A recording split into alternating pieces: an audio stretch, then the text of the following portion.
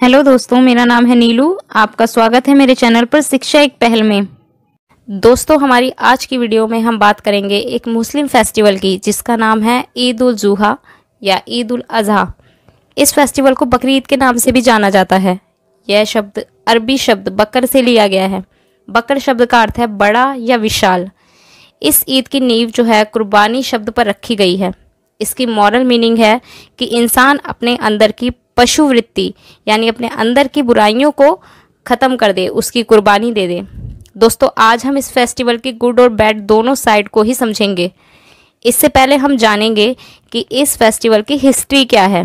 ऐसा क्या है जो लोग इस फेस्टिवल पर जानवरों की कुर्बानी देते हैं? क्या सच है और क्या मिथ्य है? तो दोस्तों, ये फेस्टिवल जुड़ा है पैगंबर हज़रत इब्राहिम से, जो कि इस्लाम धर्म में 24,000 पैगंबरों में से एक थे। पवित्र ग्रंथ कुरान में जिन पैगंबरों के बारे में लिखा है, उनमें हज़रत इब्राहिम सबसे मुख्य हैं। हज़रत इब्राहिम को कहा जाता है फादर ऑफ फेथ, यानी जितने आस्थावान वो थे उतना आस्थावान कोई नहीं था।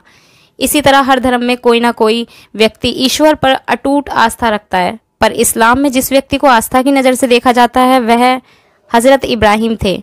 इब्राहिम को सपने में ईश्वर के आदेश मिलते थे और फिर वह वही काम करते थे जो ईश्वर द्वारा सपने में उनसे कहा गया है।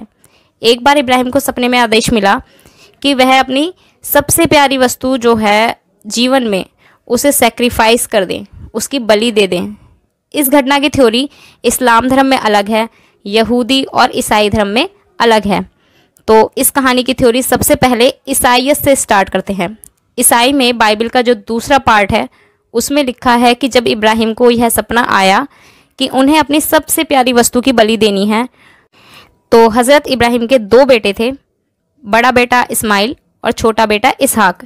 इसहाक से वे बहुत ज़्यादा प्यार करते थे, ऐसा ईसाई धर्म में कहा गया है। तो इब्राहिम ने क्या किया कि इसहाक के सबसे पहले हाथ बांध दिए, और जब वह इसहाक को मारने के लिए पूरी तरह तैयार हो गए, मतलब हाथों में चाकू ले लिया, तो अचानक ईश्वर ने एक फरिश्ते के माध्यम से इब्राहिम को रोक दिया और इस बलि से इसहाक बच गए।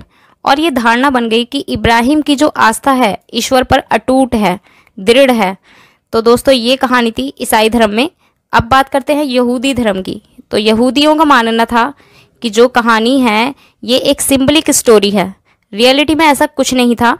हिब्रू बाइबल में कहा गया है, या ये कहें कि यहूदियों की बाइबल में कहा गया है कि जब इब्राहिम को सबसे प्यारी वस्तु की कुर्बानी करने का आदेश दिया गया था, तो इसका मतलब ये नहीं था कि वह अपने बेटे इसहाक की बलि दे दें।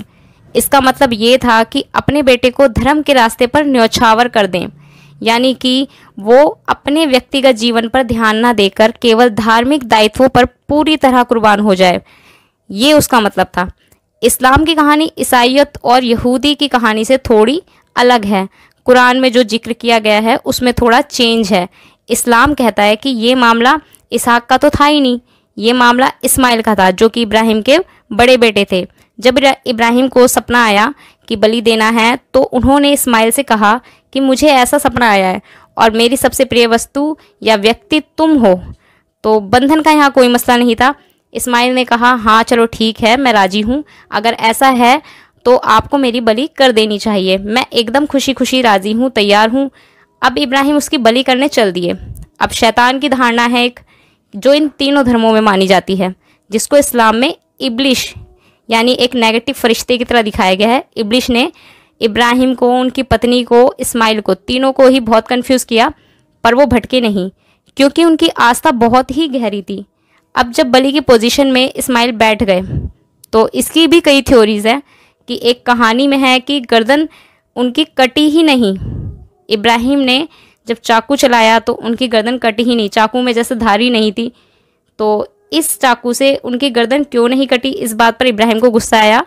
एक स्टोरी में यह भी कहा गया है कि जब वह चाकू मारने लगे तो फरिश्ते ने उन्हें रोक लिया और ये समझा दिया कि आपकी परीक्षा पूरी हो गई है। और तब पड़ोस में एक दुम्मा यानी भेड़ जैसा दिखने वाला पशु था, जिसकी इब्राहिम ने इस मौके पर बलि दी। और यहाँ से एक धारणा चल पड़ी कि ईश्वर अगर हमसे चाहे तो हमें अपने बेटे की बलि देने के लिए भी तैयार रहना चाहिए। और तब से ईसाई या यहूदी धर्म में तो नहीं, लेकिन इस्लाम धर्म में ये धारणा चल पड़ी कि साल में एक दिन, जो हज का आखिरी दिन होता है, उस दिन ईद उल अजहा होती है। तो इस दिन सबको अपनी सबसे प्रिय वस्तु की बलि देनी होती है। तो एक कल्पना ये भी की गई है कि लोग एक पशु को पालेंगे घर के मेंबर की तरह और उसके बाद उसकी बलि करेंगे। तो बहुत ही खराब लगता है ये, और ये बहुत दर्दनाक मामला होता है कि किसी पशु को घर में 1 साल तक पालेंगे, उसको बच्चे की तरह रखेंगे, उसके बाद उसकी बलि देंगे। तो अगर पशु के नज़रिए से देखा जाए तो बहुत ही बुरा है ये।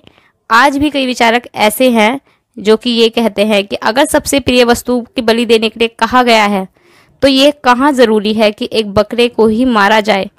सबसे प्रिय वस्तु तो मोबाइल भी हो सकता है, या कोई ऐसी आदत भी हो सकती है जिसके लिए आप बहुत मजबूर हैं, जिससे आप निजात पाना चाहते हैं पर एडिक्ट हो चुके हैं। उसकी बलि होनी चाहिए और उसकी मुक्ति का प्रयास होना चाहिए। लेकिन बहरहाल इस्लाम की दुनिया में इसे एक कुर्बानी का फेस्टिवल माना जाता है और पशु की बलि देने की प्रथा ही चलती चली आ रही है। और ये जो प्रथा है ये हजरत इब्राहिम के समय से ही चली आ रही है। और ऐसा भी माना जाता है कि इब्राहिम से अपने बेटे की मृत्यु नहीं देखी जाती, इसलिए उन्होंने अपनी आंखों पर पट्टी बांध ली और चाकू से वार कर दिया। पर जब उन्होंने अपनी आंखों से पट्टी खोली तो सामने दुम्मा यानी एक पशु था, उसकी बलि हुई और इस पशु की बलि को ही उन्होंने ईश्वर की मर्जी का नाम दे दिया। और इस्लाम धर्म में तब से ये प्रथा स्टार्ट हुई और बकरी ईद के रूप में मनाई जाने लगी। और देखा जाए तो मैं निजी तौर पर अपनी राय दूं तो मैं इस त्यौहार को, बकरी ईद के त्यौहार को अच्छा नहीं मानती हूं, क्योंकि मुझे लगता है कि किसी भी त्यौहार को मनाने के लिए मासूम जानवरों को मारना अच्छी बात नहीं है। तो दोस्तों, आपका क्या सोचना है हमें कमेंट बॉक्स में ज़रूर बताइए। दोस्तों, आई होप आपको इस फेस्टिवल से जुड़ी सभी जानकारी मिल चुकी हैं, और आपको इस वीडियो का कौन सा भाग पसंद आया ये भी कमेंट बॉक्स में बताएं। दोस्तों, वीडियो को अंत तक देखने के लिए धन्यवाद। आज की वीडियो में इतना ही। मिलते हैं हमारी अगली वीडियो में एक नए टॉपिक के साथ। तो दोस्तों, अगर आपको हमारी ये वीडियो पसंद आई तो वीडियो को लाइक करें, शेयर करें और चैनल को सब्सक्राइब करें।